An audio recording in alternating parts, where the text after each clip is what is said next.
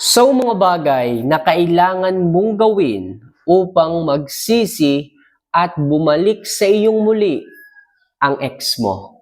Yes mga kamamay, kung halimbawa iniwanan ka ng ex mo, iniwanan ka ng isang lalaki pero wala ka namang ginagawang mali, wala ka namang ginagawang kalokohan, maayos ka naman. Sa madaling sabi, iniwan ka niya ng walang dahilan at ipinagpalit sa kung sino man. Sino mang babaeng nakita, nakilala niya, at ngayon, magkasama sila or something na kung hindi man sila magkasama, iniwang kanya talaga. So ngayon, sa video ito mga kamamay, isi-share ko sa inyo yung ilang mga bagay and tips na kailangan nyong gawin upang magsisiyan at muli siyang bumalik sa iyo.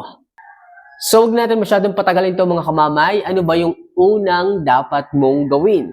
Mag-no contact rule ka, sabay mag-improve ng iyong sarili. Yes, mga kamamay, kung ikaw talaga yung kanyang iniwanan, sa madaling sabi, bigla ka na lang niyang i-ghost. Hindi na nagparamdam, hindi na tumawag, hindi na nag-update. Sa madaling sabi, nakakapagtaka talaga. Nagtatanong ka, ano bang ginawa mong mali? Ano bang nasabi mo sa kanyang hindi tama? Kung bakit bigla na lang siyang nawala na parang bula.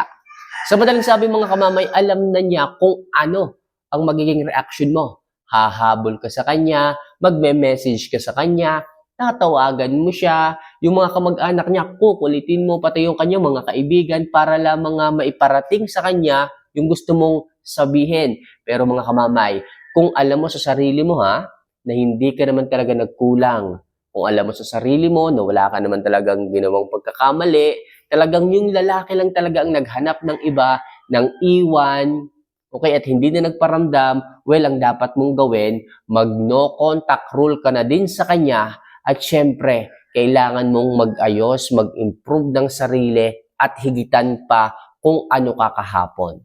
Yes, mga kamamay, pag ang isang lalaki ng ghost, kahit anong pilit mo dyan, kahit anong kulit mo dyan, kahit anong tawag at pagme-message mo dyan, hindi ka na niya papansinin pa.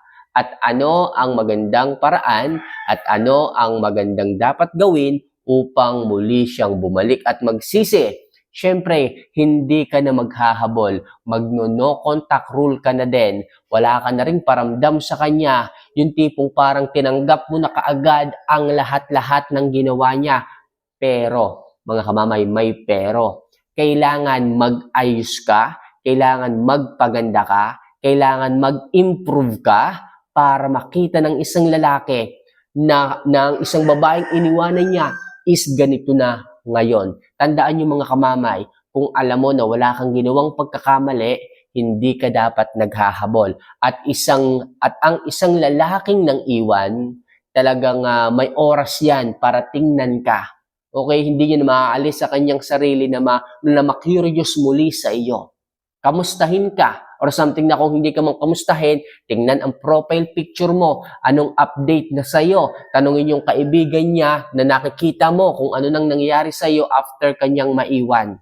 Kaya mga kamamay, napakaganda ng revenge na gagawin niyo sa kanya. Hindi ka magpaparamdam at ang tanging gagawin mo is improve ang sarili mo, baguhin at ipakita sa kanya na mas nagbago ka, na mas naging mas maganda at higit ka pa so kung ano ka noon nung magkasama kayo kesa sa ngayon. Tandaan nyo, pag ang isang lalaki nakita kang asinsado, pag nakita ng isang lalaking nakita kang maganda, pag nakita ng isang lalaking sumesexy ka right after na iniwan ka niya, laging may iisip agad nun, may jowa na kaya yon? Balikan ko kaya yon? Ganon ang maiisip ng isang lalaki sapagkat wala ka namang pagkakamali sa kanya, sapagkat wala ka namang nagawang kasalanan, kaya ang isang lalaki ay magkakaroon ulit ng kagustuhan na bumalik sa iyo dahil nakita niya na nag-improve ka, nagbago ka, pero kung ang ginawa mo is nagmukmok, nalosyang, wala kang ginawa, mas lalo mong idanaw ang sarili mo, hindi mangyayaring magsisisi yon at muling babalik sa iyo. Kaya magandang gawin mga kamamaya, mag-no contact rules sabay mag-self-improve. Napakalaking chance niyan para muling magsisi at bumalik ng isang lalaki sa inyo. So next, ipakita mo na masaya ka na. Maganda rin to mga kamamay. After na mag-no contact rule kayo, ipakita mo na mas naging masaya ka na. Naging masaya ka na nawala siya sa buhay mo. Naging mas masaya ka nung iniwan ka niya. Mas naging maluwag ang buhay mo nung mag-isa ka na lang. Tandaan mo at mas gusto natin na ipakita sa kanya na siya yung dahilan kung bakit ka naghihirap noon. Na siya yung dahilan kung bakit ka nai-stress noon. Na siya yung dahilan kung bakit hindi mo magawang umasenso noon. Pero ngayon, ipakita mo na mas sumaya ka, na mas nag-improve ka right after niyang mawala. At pag nakita niya yon, na muli kang nag-grow, na muli kang gumanda, na muli kang nag-bloom, hindi malayo. At malaki ang tsansa na magsisi yon at muli kanyang balikan. Sigurado yan. So next, ihinto mo na ang paghahabol sa kanya. Oo mga kamamay, right after na iniwang kanya, napabayaan kanya, at iniwang kanya ng walang dahilan, talagang masakit. Talagang magtatanong ka eh. Talagang hahanapin mo yung sagot kung bakit kanya iniwan. Pero hindi mo na kailangan pang maghabol sa kanya. Iniwan ka na nga eh. At sapat na yung dahilan para mas mahalin mo ang sarili mo. Tandaan mo, kung mahal ka niya, bakit kanya iiwan? Kung kailangan ka niya, bakit kanya papabayaan? Magising nga kayo mga kamamay. So kaya please mga kamamay, itigil nyo na, huwag nyo nang habulin pa ang isang lalaki kung hindi niya makita ang halaga mo. Kung mahal nyo pa, sige, may mga bagay naman kayong dapat gawin at ito nga sinasabi ko sa inyo. Mas maghahabol at babalik sa inyo ang inyong mga minahal, ang inyong mga ex, kung hindi nyo sila hahabulin. Kasi ang paghahabol, mga kamamay, pagpapakita yun ng kababaan sa isang lalaki. Pero kung hindi ka naghahabol, mas maiisip ng isang lalaki na nabalikan ka, na ikaw yung habulin dahil ipinapakita mo na nag-i-improve ka, na gumaganda ka, na sumesexy ka, na umaayos ang buhay mo, tapos hindi ka pa naghahabol sa kanya. Ibig sabihin, hindi siya kawalan. At yung taong hindi kawalan, pag nakita yung value mo, siya yung maghahabol, siya yung babalik, siya yung magsisisi. At magandang gawin mga kamamay, wag na wag kang maghahabol sa kanya kung gusto mo na makita niya ang value mo at muli siyang bumalik at magsisi sa kanyang mga ginawa. So next, baguhin mo yung mga ugaling iniayaw niya sa iyo. Okay? Kung natandaan nyo o natatandaan nyo mga kamamay na palaging dumadaing, nagsasabi sa inyo isang lalaki na tipong alam mo naman na ito yung ayaw ko sa iyo, di ba? Ilang ko bang beses uulitin na dapat baguhin mo to kung palagi siyang nagsasabi ng ganon. At yun ang dahilan kung bakit kanya iniwan. Dapat mga kamamay, baguhin niyo po ito. Hindi po pwedeng mataas ang pride ninyo pagdating sa inyong ugali. Yung mahal mo na, yung asawa mo na, yung partner mo na nagsasabi sa iyo na dapat baguhin mo yan dahil hindi yan maganda, please, makinig naman kayo. Kung mahal niyo yung lalaki at gusto mong isalbangin yung relasyon, dapat handa kang magbago. Handa mong baguhin yung mga bagay na ayaw niya. Ganun naman talaga ang pag-ibig, di ba? Kaya mong magbago. Willing kang baguhin. Willing kang i-improve ito. Pero kung hindi mo rin lang kayang baguhin ang ugali mo, dapat willing kang i-accept yung consequences na pwede kanyang iwanan. At sana, huwag ka nang iiyak-iyak dyan kung iiwanan kanya. At huwag mo na rin siyang habulin kung wala kang balak magbago.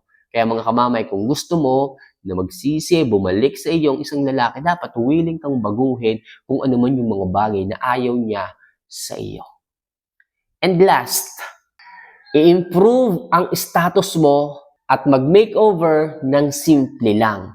Yes, mga kamamay, i-improve nyo yung status ninyo habang nag-aayos at nag-makeover kayo ng inyong itsura. What I mean is, ayusin nyo yung trabaho nyo.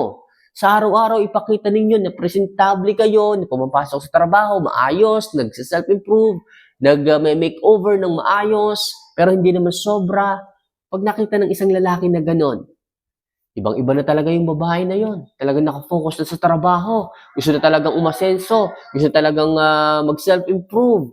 Ang ganda, ang sexy. Nasa opisina. Talagang kinarir niya simula nung iwanan ko. Di ba? Pag nakikita ng isang lalaki yon, ang ganda mo, ang sexy mo, ang ganda ng bihis mo, ang ganda ng makeup mo, ang ganda pa ng trabaho mo, kumikita ka ng pera, hindi ka umaasa sa kung kani-kanino, hindi ka losya. Malamang sa malamang. Yan yung mga dahilan noon kung bakit kanya niligawan. At maaaring yan din ang dahilan ngayon kung muli siyang babalik at magsisisi dahil sa kanyang mga maling nagawa noon. Kaya mga kamamay, mag-self-improve, mag-makeover, ayusin ang status, magpaganda, baguhin mo ang ugali mo, at kung ano-ano pa. Yung mga sinabi ko, yan lang ang dapat nyo munang gawin. At sigurado ako malaki yung chance na muling magsisi, maghabol, bumalik muli sa inyo ang isang lalaki. So mga kamamay, sana makatulong ito sa inyong mga buhay pag-ibig. For more videos and love advice na kagaya nito, huwag niyo sanang kalimutan na mag-subscribe, mag-like, at syempre mag-comment sa baba at shoutout ko kayo next video. So muli, once again, this is Mamay Love Advice. Mahal ko po kayo. See you for our next vlog. Paalam.